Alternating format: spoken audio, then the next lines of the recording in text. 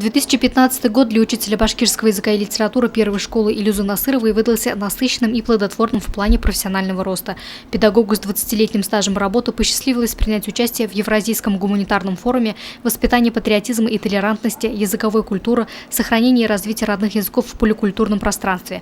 Подобные мероприятия способствуют обогащению опыта, самореализации и профессионального мастерства, считает Илюза Баязитовна. А в октябре сибайский педагог стал участником конкурса «Всероссийский мастер-класс учителей родных языков, включая русский язык».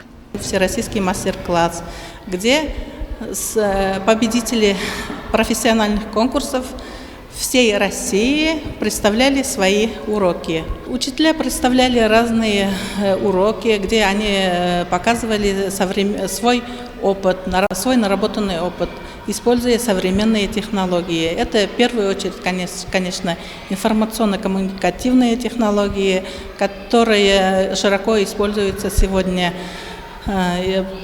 Проблемное обучение, концепты. Дальше игровые технологии, которые широко применяются и в нашем городе. И разноуровневое обучение, например. Я сама работаю, применяя технологию разноуровневого обучения. В конкурсе приняли участие учителя-педагоги 75 субъектов России. Родной язык – это основа развития общества, это душа народа. Потому его преподавание должно находиться на высшем уровне. Актуальность подобных конкурсов бесспорна. Именно здесь педагоги принимают опыт, учатся у коллег увлекательно выстраивать урок, делая его с каждым разом все интереснее.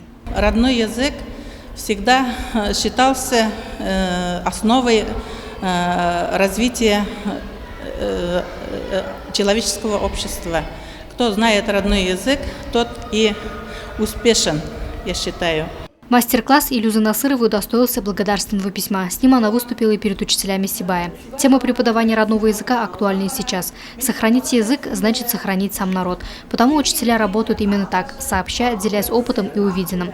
Ведь в профессии педагога подразумевает не только просветительскую деятельность, но и распространение духовных ценностей. Луиза Мустафина, Дамир Хайблин, Гульгина Раскильдина, телекомпания СТВ.